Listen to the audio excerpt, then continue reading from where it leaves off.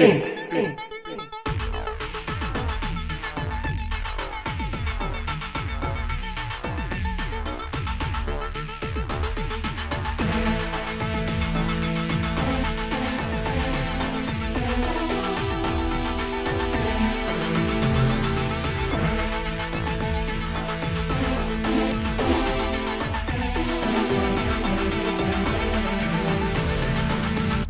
Things get worse.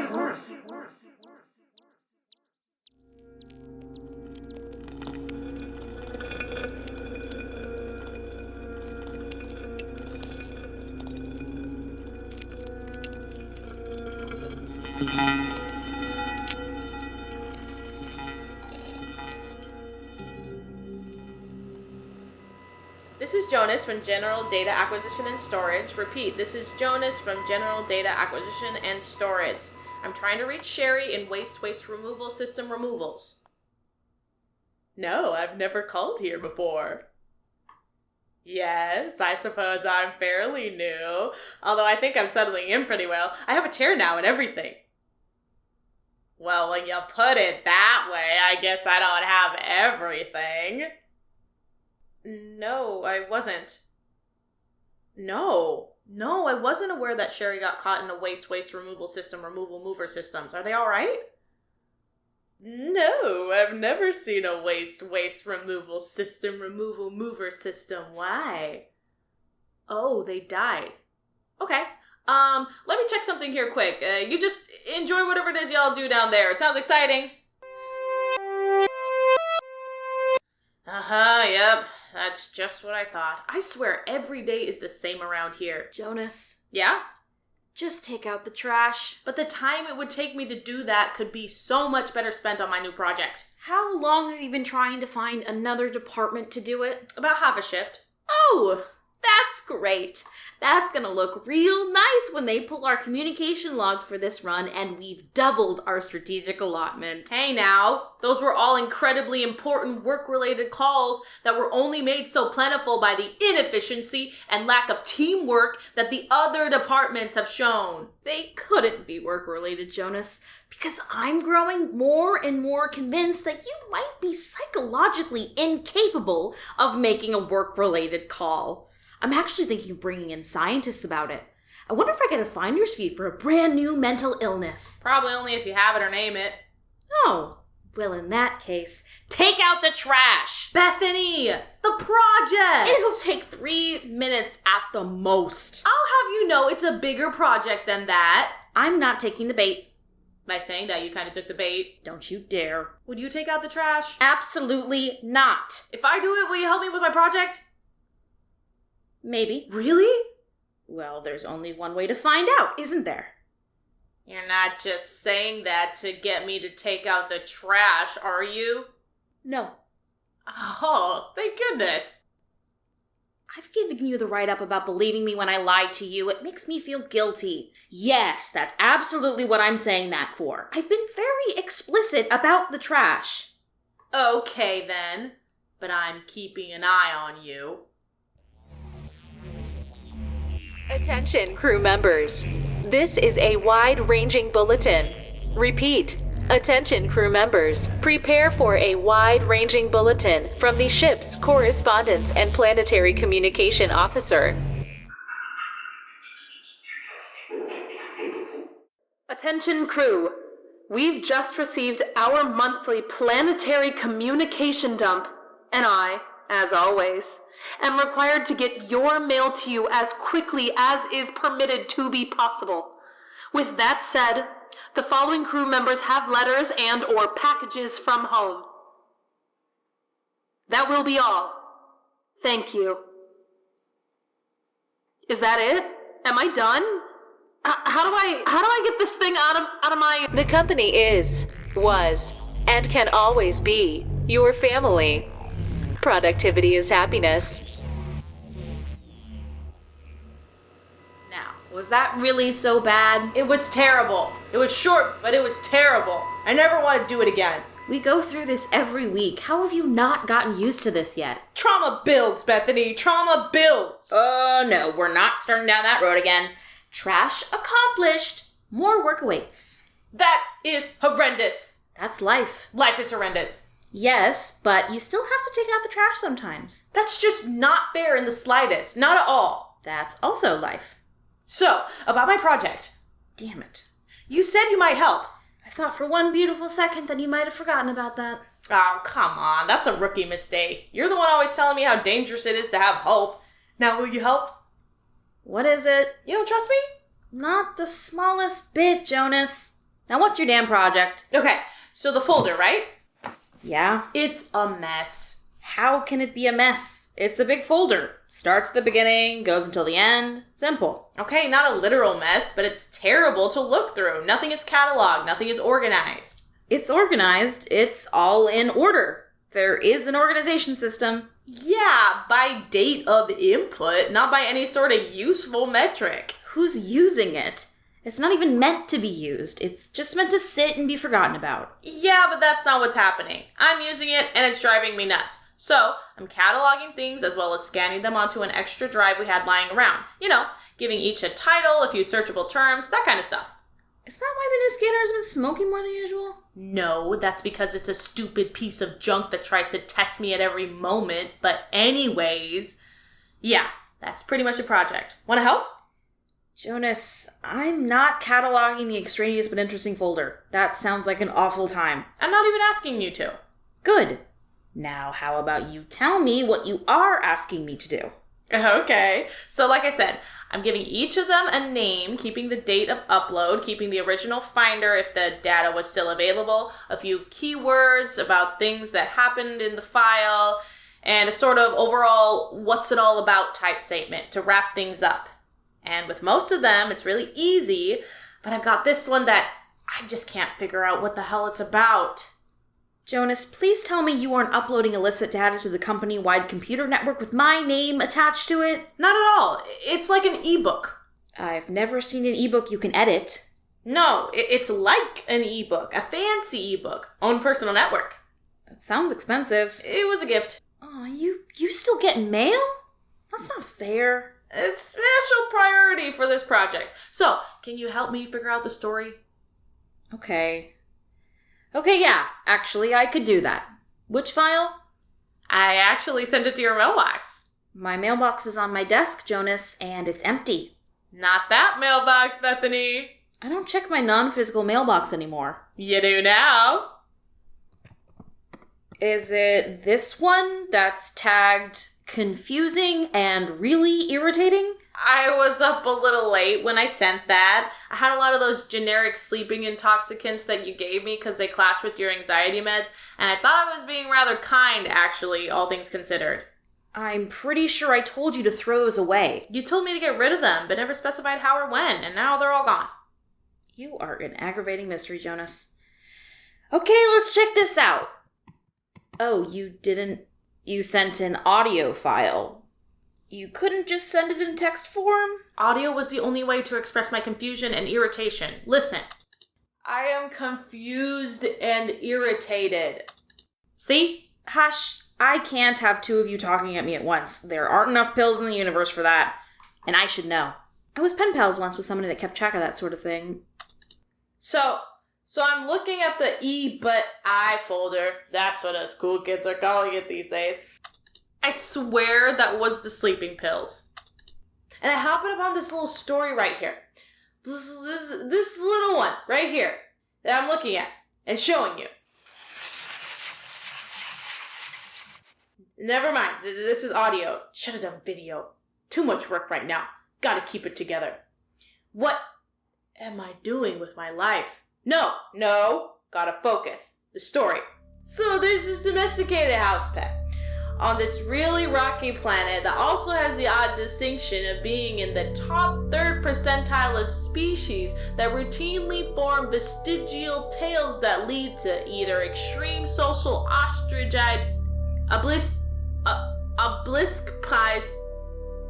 that lead to social obstetrician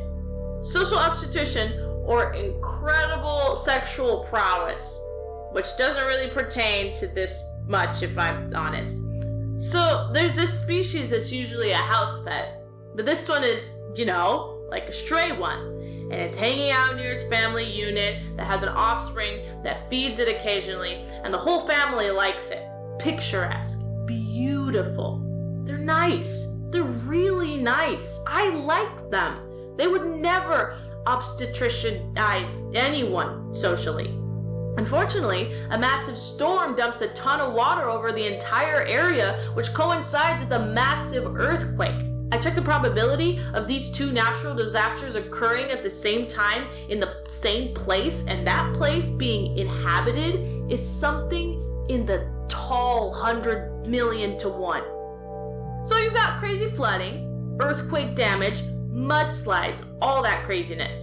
And I know it doesn't always happen, but doesn't it feel like it always happens where this stuff hits nice families and stuff? Bunch of space dookie, if you ask me. Why doesn't anyone ever ask me stuff? Ask me anything, right now. No, Jonas. Story, Jonas. Family survives, and the stray pet survives too, which seems like a miracle. I couldn't get accurate odds calculated on that one, but it's gotta be pretty high.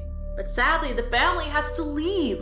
Most of the area around them has been obliterated, and they didn't live in a very wealthy area of this planet to begin with. They end up in this ramshackle collection of buildings where what they call their government is housing everybody who lost their Can you pause that? Yeah. Why? I don't remember this one.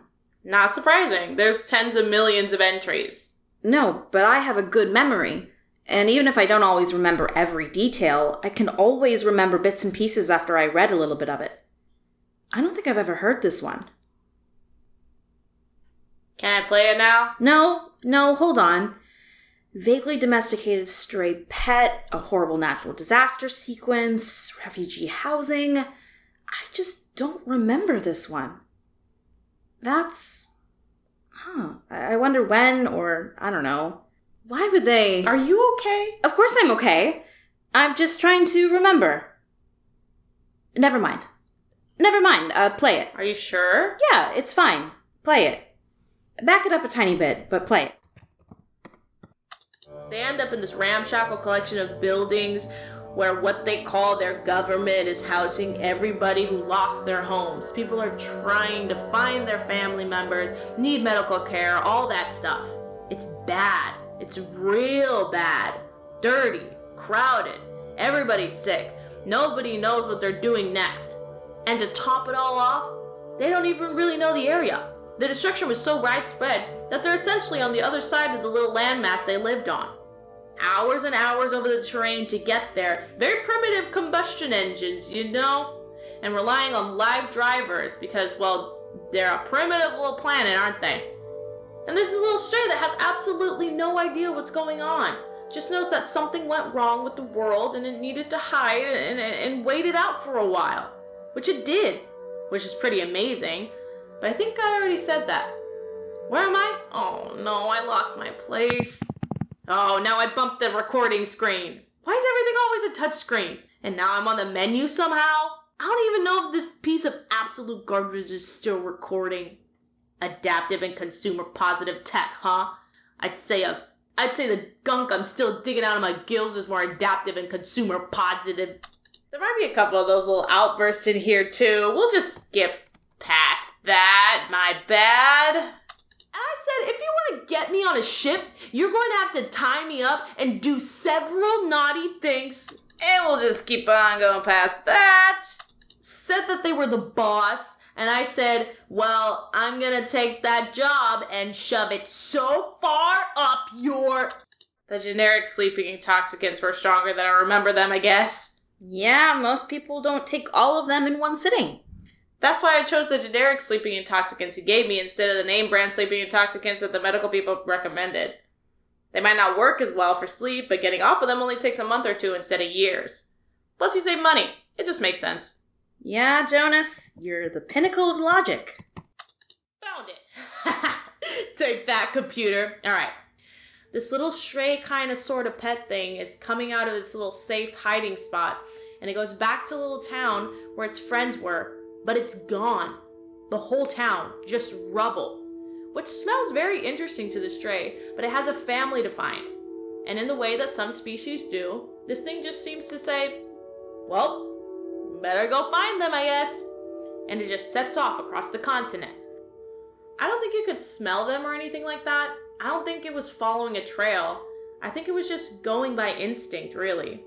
And this thing just keeps going and keeps going and keeps going, which is amazing because everything is so messed up around it, and all the other species are freaking out too, so everything is on edge, constantly having to scrounge around for food, fight to keep other things away from it, trying to find water that isn't mostly mud or slime or something even worse, and it keeps going.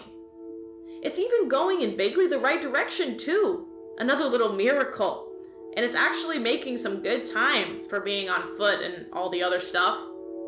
Eventually, this thing is just scratched up all over, limping, skinny, seeing the outline of bones through the skin. It's terrible. It makes me feel terrible even thinking about it. And I can't feel much right now because I'm on drugs. But it's doing it. It's winning. And eventually, this thing hears in the distance a lot of vehicles, and it can smell on the wind from miles away the scent of a bunch of beings all crowded together in one place. And so it's like, hey, that must be where I need to go. And it does. In something like 2 weeks, this thing has traveled miles and miles through some of the worst conditions you could ask for. And there it is, only separated by a fence. It tries to go through the gate, but the guards at the gate chase it off because obviously they don't want a bunch of strays running around. They have enough problems. So this skinny thing just limps around the outside of the fence over and over because it knows. It knows for sure that this is the place it needs to go. After a few hours of this, it's taking a break, lying down, when it smells something. It lifts up its head and sniffs the air again, and yes, it's absolutely sure now. It's smelling the offspring from the family unit who's walking on the other side of the fence there and hasn't noticed. So the little stray, almost pet, lets out a happy bark sort of noise, and the offspring looks over, and it's just tears, immediate tears. Even through a fence, they found each other again. They each found their friend again. You know, sometimes I wonder if our species can even feel love like that anymore. We must have been able to at some point, but anymore, I just don't know. I sure never have. And I don't really feel like I can, ask anybody about it. There's probably some rule against it somewhere that I haven't read. There's rules against everything else, probably a rule against talking about love too. I thought I might have been imagining that I said that and especially recorded it, but nope, that's embarrassing. Is it, love expert? Oh yeah, absolutely, 100%. Why? Well, it's, it's just a look into my, insecurity? Yeah, a bit, I guess, but more than that. It's a look into my desire, I guess. I don't think that's totally the right word, but that's what comes to mind. And you having a desire for something is embarrassing? Yes, you've said that on a number of occasions. Since when do you listen to anything I say? Can't I just skip forward a bit and we go back to the file? After this, you've wanted things in the past. Just look at how long you spent trying to get somebody to do your job today. I saw a heck of a lot of desire in that, and you sure weren't hiding it. It's not the same. Isn't it, though? Sure seems like it from this angle. That's all surface level stuff. That doesn't matter. So it's only embarrassing when it matters? Exactly. There you get it. Okay, back to the No. Keep going. Bethany. Jonas. Oh, that's mature. Very good. You always want me to do this. Now you. Open up. Why are you so embarrassed? You learn something new and you say it's cool. Later on, you use that same thing as an example of why I'm this or why I'm that or whatever. And then eventually, I have to leave. Again. Can I go back to the file now? Yeah. Sure thing. And of course, the offspring goes to get its parents, and they come over, and they're not happy. They're not crying. They're doing that thing that some adults of some species do, where they take a big, moment of silence so they don't say the wrong thing. The offspring know something is wrong. This isn't the reunion that was expected. This isn't how the offspring thought it would go. And, unfortunately, the parents of the offspring have to explain that food is a very limited resource right now. They barely, and I mean barely, have enough to feed themselves. In fact, some of the people have even taken to catching and eating some of the friendlier and slower of the strays roaming around. And who can blame them? Everyone needs to eat. Everything is just food for something. The most ethical thing to do, they decide, is to drive it away. And it has to be all of them together. Their family is the reason this particular stray is near them, and sadly in danger now. If they don't all drive it off, it'll keep coming back because it'll think one of them still loves it. The stray almost pet doesn't know what it did wrong when they start throwing rocks and yelling at it. They try not to hit it, but they have to make it seem real, and mistakes happen. It's confused and scared, and it runs off. And they have to repeat this every day for about a week. Remember, this is a very determined stray almost pet. It made it all the way here after all, but eventually gets the message. It isn't wanted, and it leaves. The family survives, the stray survives, everything works out about as good as you could reasonably assume. But that stray almost pet never went near that other species again if it could help it. And that offspring never got an actual pet for itself. Both of their lives were worse for it. And then they were incorporated. And that's just it. And now I think I'm probably gonna fall asleep. I've had a lot of pills. Sleepy time.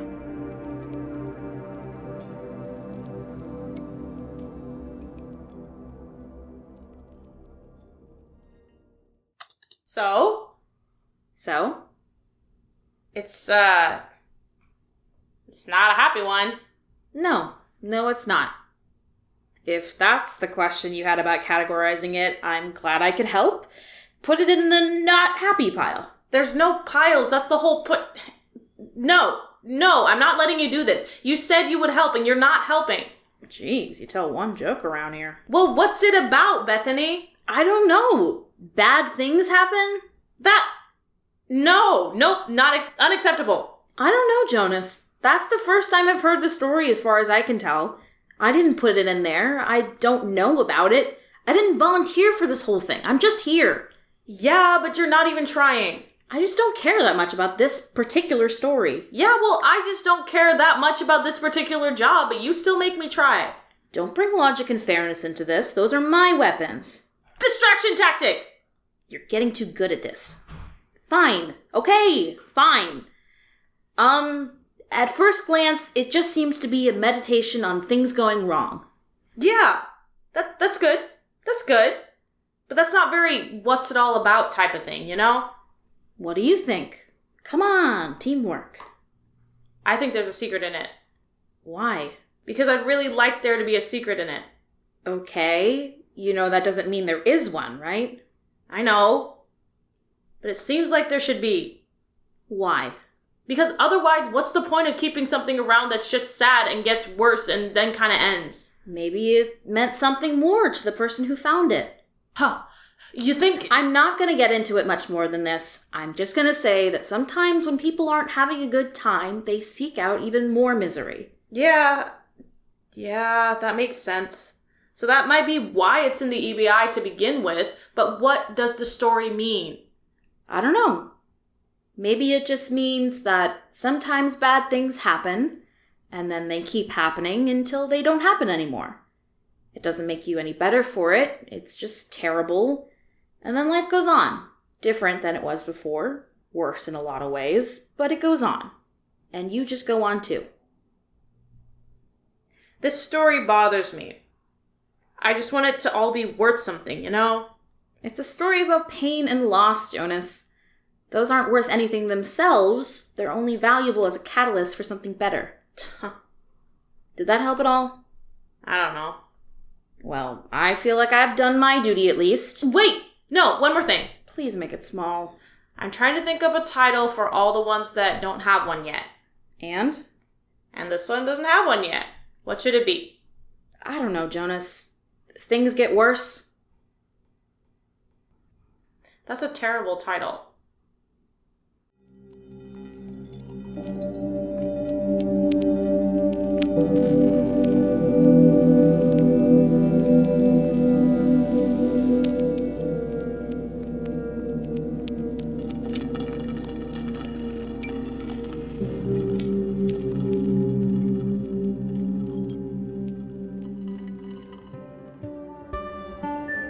Ink is written, produced, and edited by Monte D, Monteleagre and Alexander Wolfe. Hi, my name is Allyson Levine, and I voice the character of Bethany. Hello, my name is Raimy Washington, and I voice the character of Jonas. Hello, I'm Katie Ploetz, and this episode I played Correspondence and Planetary Communication Officer. Hello, my name's Ellis MacMillan. I voice the Robo-Archivist. And I'm Leah Cardenas. I read the ship announcements as well as the credits. Find us online at inkthepodcast.buzzsprout.com for links to all our social media, or connect with us directly at Ink the Podcast. That's at INC the Podcast. All lowercase, all one word, all the time. As a fledgling show attempting to lift off, we're not above asking you for a little help in spreading the word.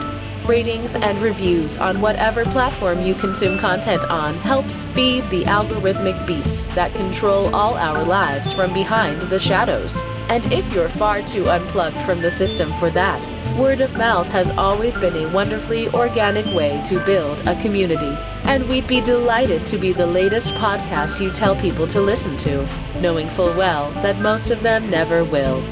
One must imagine Sisyphus happy after all. Ink is a production of Wolf Mountain Workshop. Happiness is productivity. Productivity is happiness.